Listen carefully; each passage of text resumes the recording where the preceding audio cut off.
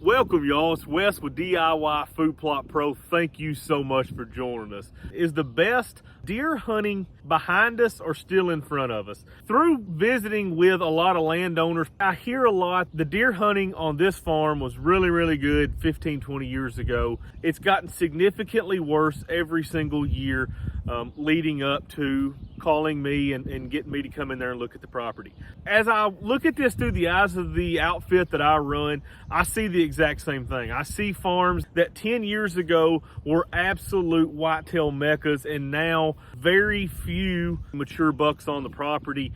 Just a complete flip-flop of what they used to be.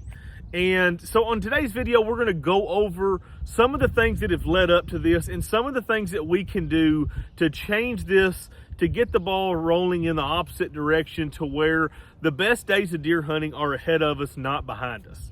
So as many of you know, I have a background in agriculture. I farm. I have a Bachelor of Science in Agronomy, which is plant and soil science. I take an agricultural approach to a lot of my food plots and a lot of my management on the deer hunting farms. I produce a significant amount of food on the farms, anything from standing corn, soybeans. Behind us here, this is an alfalfa plot that was sowed last fall.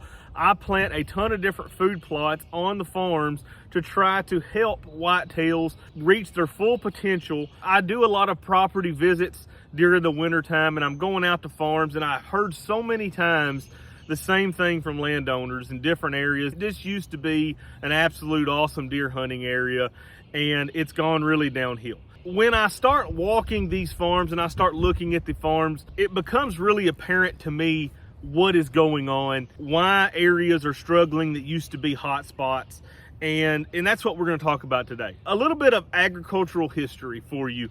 In the 50s, 60s, 70s largely, American farms were typically smaller farms. You're talking planters in maybe a 2-row planter or a 1-row planter. Big farmers would have had maybe a 4-row planter at that time. Not talking huge equipment by any means. Largely family farms. Everybody had a few acres that they did themselves. It's completely different than it is today's landscape in the fact that there's fewer farmers that are producing a lot more of the food. Back then, everybody farmed. So they had a small amount of land. They tended maybe 100, 200 acres. The equipment was much smaller. As the 70s and 80s and 90s started rolling in, times got tougher. Interest rates went a lot higher. Farmers started having bankruptcy issues. They started going under. Farming is a game of farming a large amount of acres and making a little bit of money per acre. So to scale that, you have to have a large amount of acres. Something happened between the 80s and the 90s that really affected deer hunting.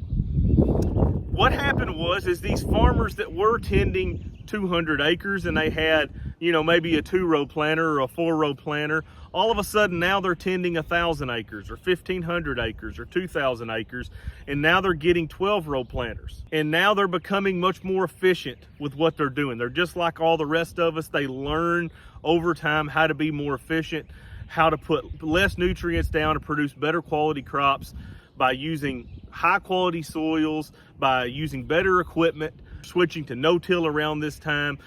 A lot of different things were going on during the 80s and 90s that made farmers expand. So with this expansion, one major thing that happened in the 80s and 90s were small fields were no longer viable to plant. A 1-acre field, a 3-acre field, depending on where you're at, is very easy to plant with a 2-row planter. But when you have to try to pull a 16-row planter in here and try to get turned around, it becomes very difficult to plant this smaller field right here that we're standing. This is maybe 3/4 of an acre. Across the entire United States, this happened. With a 2-row, 3-point planter, easy enough to get across a little creek. Throw a 16-row planter on there, and maybe all of a sudden, extremely difficult to get across, or maybe impossible without doing a large amount of clearing. At the same time, state wildlife agencies were releasing a lot of deer, trying to get the deer herd to rebound. And so all of a sudden now you start getting a little bit of deer damage on some of these better spots that maybe a 5-acre field in the middle of the woods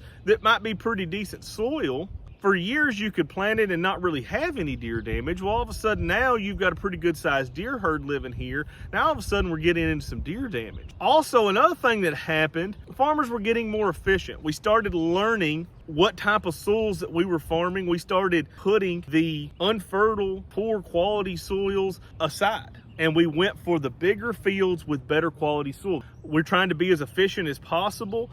And if you've got a 3-acre field over here that is junk soil and you've got 100 right over there, forget about the 3 acres, make your money on the 100. Across the whitetails landscape, across the entire United States, what happened was farmers stopped tending these small little fields. Whether that was because of deer damage or larger equipment or poor quality soils, they largely just quit planting these. It sparked some phenomenal deer hunting for many years. As these areas started in the early succession stages, they went from mainly annuals, then they switched to perennials, then they switched to a sapling dominated stand of, then at this point they all of a sudden start growing up into a high quality bedding thicket. And a lot of these farms had a tremendous amount of these. There are several on this farm that I'm standing on. There's actually 5 different fields that are probably an acre or less that used to be tended many moons ago that gave up in the 90s. So a lot of us benefited from getting to hunt in and around those areas that were growing up being phenomenal bedding thickets. One thing that has majorly changed across the United States, as this land gets more and more expensive to buy, we have a lot of people that are buying land for deer hunting and timber. And this is a very difficult case to be in because it's very difficult to manage land for deer and for timber. Not saying that it can't be done, there can't be a good mix in there, but what a lot of folks are doing currently, they're going in and they're letting timber get gigantic. We're managing for mature hardwoods, and then we're going in and we're setting a 16 or 18 inch minimum on anything that we cut. So we're going in and we're having a timber harvest, but we're not really getting ever down to those small trees. We're leaving all the trees that are 16, 18 inches across. At this point, you're never really getting back to that bedding thicket, because in 3 years' time after that logging, it's going to look the same as it did beforehand. We're managing our woodlands for timber harvest. We're not managing these forests for whitetails.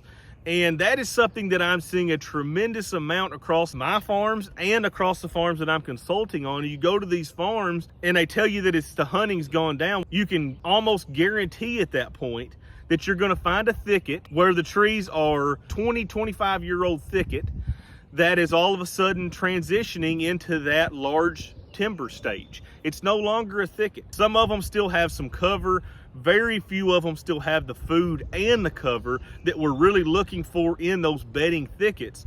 But very few farms are getting these thickets. And what's happening across all the farms that I'm visiting is these areas are not being restored to a thicket to where it's most beneficial to whitetails. And the farms that you see these on, you find all the deer signs. When you go to these farms and you find an area where a farmer quit tending this farm and it let it grow up, and it's just a super good high quality bedding thicket, all you got to do is get within 50 yards of that thing and you're going to see all the sign you want to see. It's that easy, it's that simple.